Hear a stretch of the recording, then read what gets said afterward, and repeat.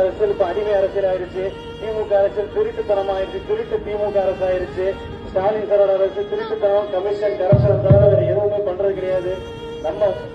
நம்ம முன்னாள் அமைச்சர் இங்க இருக்கிறாரு, 20 வருஷமா இங்க இருக்காரு.